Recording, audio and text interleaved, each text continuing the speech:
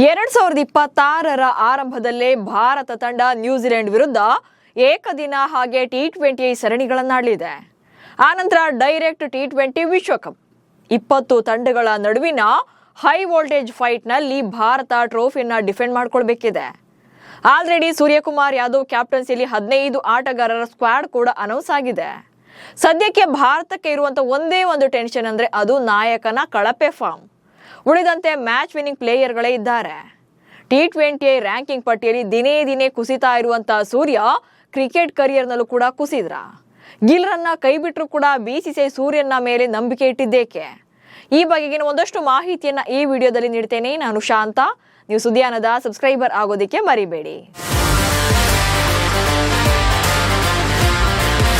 ಸೂರ್ಯಕುಮಾರ್ ಯಾದವ್ ಟಿ20 ಕ್ರಿಕೆಟ್ನ specialist batter, mister 360 degree batter, power hitter ಅಂತೆಲ್ಲ ಕರೆಸಿಕೊಳ್ತಿದ್ದಂತ ಸೂರ್ಯ 2023ರಲ್ಲಿ ಐಸಿಸಿ ಮೆನ್ಸ್ ಟಿ20 ಕ್ರಿಕೆಟರ್ ಆಫ್ ದಿ ಇಯರ್ ಪ್ರಶಸ್ತಿ ಪಡೆದಿದ್ರು. 2024ರ ಟಿ20 ವಿಶ್ವಕಪ್ ವರೆಗೂ ಕೂಡ ಮೈದಾನದಲ್ಲಿ ಪ್ರಜ್ವಲಿಸ್ತಾನೇ ಇದ್ರು.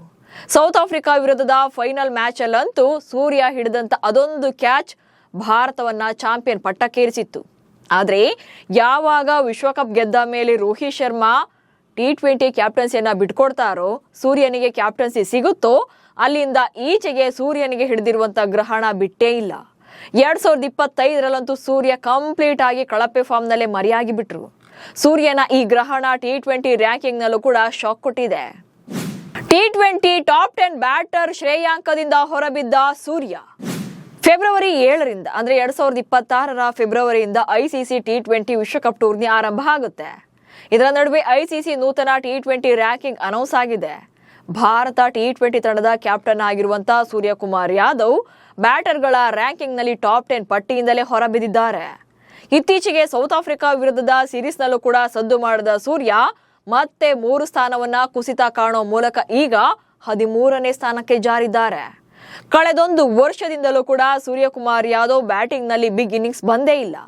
ಈಗ ಐಸಿಸಿ ಟಿ20 ಶ್ರೇಯಾಂಕದಲ್ಲಿ ಟಾಪ್ 10 ಪಟ್ಟಿಯಿಂದಲೂ ಕೂಡ ಔಟ್ ಆಗಿದ್ದಾರೆ. ಅಭಿಷೇಕ್ ಶರ್ಮಾ ಮೊದಲ ಸ್ಥಾನವನ್ನು ಉಳಿಸಿಕೊಳ್ಳುವಲ್ಲಿ ಯಶಸ್ವಿಯಾಗಿದ್ದಾರೆ. ಹಾಗೆ ಇಂಗ್ಲೆಂಡ್ನ ಫಿಲ್ ಸಟ್ 2ನೇ ಸ್ಥಾನದಲ್ಲಿದ್ದಾರೆ. ಇನ್ನು ತಿಲಕ್ ವರ್ಮಾ 3ನೇ ಸ್ಥಾನದಲ್ಲಿದ್ದಾರೆ. ಹೀಗಾಗಿ ವಿಶ್ವಕಪ್ಗೂ ಮುನ್ನ ಸೂರ್ಯನಿಗೆ ಕಮ್ ಬ್ಯಾಕ್ ಮಾಡೋಕೆ ನ್ಯೂಜಿಲೆಂಡ್ ಸೀರೀಸ್ ನಲ್ಲಿ ಚಾನ್ಸ್ ಇದೆ. ನ್ಯೂಜಿಲೆಂಡ್ ವಿರುದ್ಧ ಅಬ್ಬರಿಸಲೇಬೇಕಿದೆ ಸೂರ್ಯ. ಈಗ ಆಲ್ರೆಡಿ ಕಳಪೆ ಫಾರ್ಮ್ ಕಾರಣದಿಂದಲೇ ವೈಸ್ ಕ್ಯಾಪ್ಟನ್ ಆಗಿದ್ದಂತ ಶುಭ್ಮನ್ ಗಿಲ್ರನ್ನ ಟಿ20 ವಿಶ್ವಕಪ್ ತಂಡದಿಂದಲೇ ಗೇಟ್ ಪಾಸ್ ಕೊಟ್ಟಾಗಿದೆ. 2024ರ ತಂಡದಲ್ಲೂ ಕೂಡ ಗಿಲ್ ಆಡಿರಲಿಲ್ಲ. ಸೊ ಈಗ 2026ರ ಟೂರ್ನಿಯನ್ನು ಕೂಡ ಮಿಸ್ ಮಾಡ್ಕೊಂಡಿದ್ದಾರೆ. ಅದು ಐಸಿಸಿ ವಿಶ್ವಕಪ್ನಂತ ಬಿಗ್ ಟೂರ್ನಿಗಳನ್ನ. ಆದ್ರೆ ಕ್ಯಾಪ್ಟನ್ ಅನ್ನೋ ಕಾರಣಕ್ಕೂ ಅಥವಾ ಲಾಸ್ಟ್ ಮೂಮೆಂಟ್ ನಲ್ಲಿ ನಾಯಕತ್ವದ ಬದಲಾವಣೆ ಗೊಂದಲ ಬೇಡ ಎನ್ನುವಂತ ಕಾರಣಕ್ಕೂ ಅಥವಾ ಸೂರ್ಯನ ಕ್ಯಾಪ್ಟನ್ಸಿಯಲ್ಲಿ ತಂಡದ ಪ್ರದರ್ಶನ ಚೆನ್ನಾಗಿದೆ ಎನ್ನುವಂತ ಕಾರಣಕ್ಕೂ ಏನೋ ಬಿಸಿಸಿಐ ಮಾತ್ರ ಸೂರ್ಯನನ್ನ ಉಳಿಸ್ಕೊಂಡಿದೆ. ಹೀಗಾಗಿ ಸೂರ್ಯನ ಬ್ಯಾಟಿಂಗ್ ನಲ್ಲಿ ಬಿಗ್ ಸ್ಕೋರ್ ಬರಲೇಬೇಕಿದೆ. ಟಿ20 ವಿಶ್ವಕಪ್ಗೂ ಮುನ್ನ ಭಾರತ ಜನವರಿ 8ನಲ್ಲಿ 5 ಪಂದ್ಯಗಳ ಟಿ20 ಸರಣಿಯನ್ನಾಡಲಿದೆ. ಈ ಸರಣಿಯಲ್ಲಾದ್ರೂ ಕೂಡ ಸೂರ್ಯ ಮತ್ತೊಮ್ಮೆ ಪ್ರಕಾಶಮಾನವಾಗಿ ಉದಯಿಸಲೇಬೇಕಿದೆ. ಇಲ್ಲದೇ ಇದ್ರೆ ಅನಿವಾರ್ಯವಾಗಿ ಟಿ20 ವಿಶ್ವಕಪ್ ಆಡಿಸಿದ್ರು ಕೂಡ ಆ ನಂತರ ಸೂರ್ಯ ಶಾಶ್ವತವಾಗಿ ಮುಳುಗಿದ್ರು ಕೂಡ ಅಚ್ಚರಿ ಇಲ್ಲ. ಯಾಕಂದ್ರೆ 2025ರ ಪೂರ್ತಿ ಸೂರ್ಯ ಒಂದೇ ಒಂದು ಅರ್ಧ ಶತಕ ಕೂಡ ಗಳಿಸಿಲ್ಲ. ಈ ವರ್ಷ 21 ಪಂದ್ಯಗಳ ಪೈಕಿ 19 ಇನ್ನಿಂಗ್ಸ್ಗಳಲ್ಲಿ ಆಡಿದ್ದಾರೆ. 3 ಸಲ ನಾಟ್ಔಟ್ ಆಗಿ ಉಳ್ಕೊಂಡಿದ್ದಾರೆ. ಅದರಲ್ಲಿ ಕೇವಲ 218 ರನ್ಗಳನ್ನ ಮಾತ್ರ ಕಲೆ ಹಾಕಿದ್ದಾರೆ. ವೈಯಕ್ತಿಕವಾಗಿ ಅತ್ಯುತ್ತಮ ಸ್ಕೋರ್ ಅಂದ್ರೆ 47 ರನ್ ಗಳಿಸಿ ನಾಟ್ಔಟ್ ಆಗಿದ್ದು. ಅಂಡ್ ಬ್ಯಾಟಿಂಗ್ ಅವರೇಜ್ 13.62 ಇದ್ರೆ ಸ್ಟ್ರೈಕ್ ರೇಟ್ ಅಂತೂ 123+ ಇದೆ. ಹೀಗಾಗಿ 2026ನೇ ವರ್ಷ ಸೂರ್ಯನ ಭವಿಷ್ಯವನ್ನ ನಿರ್ಧಾರ ಮಾಡಲಿದೆ. ನಮಸ್ಕಾರ.